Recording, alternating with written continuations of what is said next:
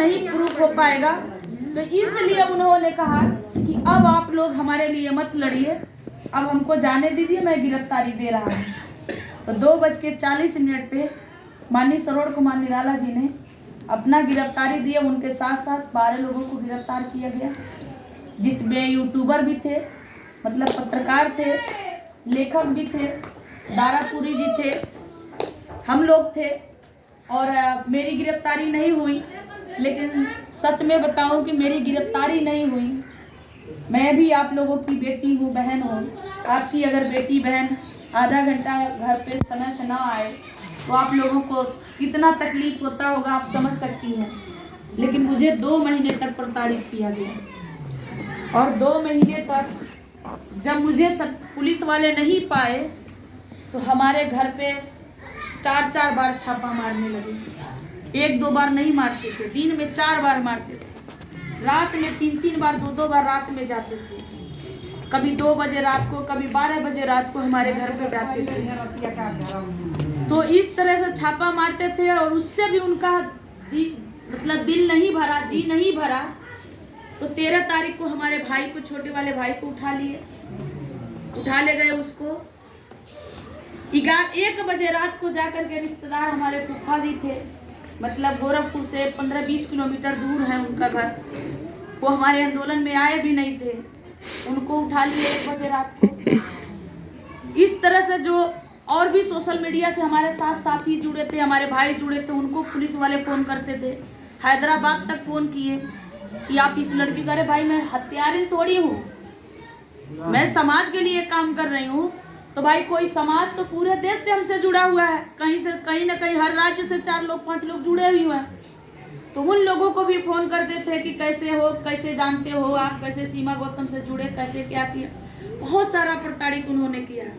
कहने का तात्पर्य यह है साथियों कि 2 महीने तक जिस तरह से पुलिस ने मुझे प्रताड़ित किया, और हमारे 10 साथी जेल गए, तो 10 साथी जेल गए, वो हत्या चोरी नहीं किए थे। आप लोगों के सामने आंदोलन कर रहे थे ना, लेकिन हम पे आरोप क्या लगाया गया कि हमने बिजली चोरी किया, हमने दस्तावेज फाड़ दिए, हमने गमले तोड़ दिए, और उन्होंने ये बहुत सारे 15-20 धाराएं लगाए हम पे।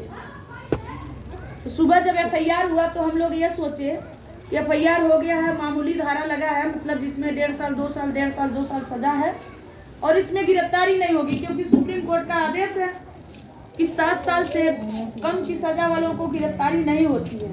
तो हम लोगों ने सोचा कि शाम तक तो छोड़ ही देंगे, या अगले दिन तक पूछताछ करके छोड़ देंगे, बाकी बेल वगैरह हो जाएगा। लेकिन देखिए उससे भी क्या किया सरकार ने, जो हम दलितों की बात करते हैं, हम दलितों की घर खिचड़ी खाते हैं जो लोग, हम दलितों के घर जो लोग चाय पीते हैं, उनकी रणनीति देखिए। माननीय मुख्यमंत्री योगी आदित्यनाथ जी के बारे में तो आप लोग जानती होंगी कि अगले दिन माननीय मुख्यमंत्री योगी आदित्यनाथ जी आते हैं और सारे अधिकारियों को बैठा करके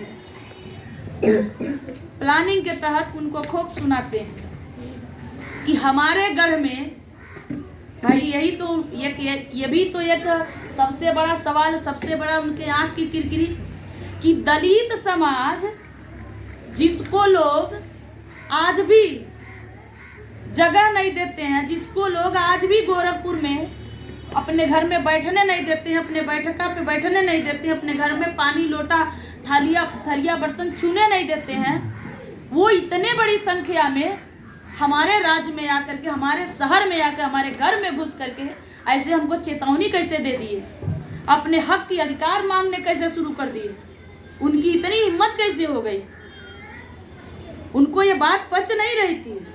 और तब उन्होंने मनगढ़ंत गढ़ा, जो कमिश्नर साहब के जो नाजिर साहब हैं वो पांडे जी हैं, मतलब पंडित हैं, तब उनसे FIR करवाया गया और उनसे कहा गया कि आप कहो कि हमारा गला दबाकर जान से मारने की कोशिश की है। अगले दिन देखेंगे हमारे FIR में 307 नहीं लगा है, लेकिन माननीय मुख्यमंत्री जी के आने के बाद हम लोगों पे 307 लग गया, हाफ मर्डर की केस लग गई। 307 तब लगता है जब हम किसी को जान से मारने की नीयत से मारें सर फट जाए, हाथ टूट जाए, गंभीर चोटें आ जाए, तब 307 लगता है। और उन्होंने कहा मेरा गला दबा के मारने की कोशिश की, जान से मारने की कोशिश की है। सरोज कुमार निराला जी गला दबा रहे थे, अब पीछे से अज्ञात लोग पकड़े हुए थे। बताइए, अगर हम लोग मारना चाहे होते तो उनका रोतना वाला पुलिस अगर एक थप्पड़ा मारती सब तमर मुरा जाते हैं। लेकिन हम लोग तो संविधान को मानने वाले हैं ना। हमने तो एक मतलब किसी भाई क्या है, किसी के गोद में 6 महीना का, साल भर का, 2 साल का बच्चा लेके बम लेके गए थे।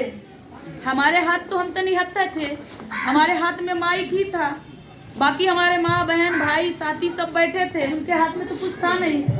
भाई हम मारने थोड़ी गए थे और हम मार थोड़ी रहे हैं। हम आज भी कह रहे हैं जमीन हमारा संवैधानिक अधिकार है, इसको लिए बिना छोड़ेंगे नहीं, चाहे आप कितना भी पैतड़ा लगा लो।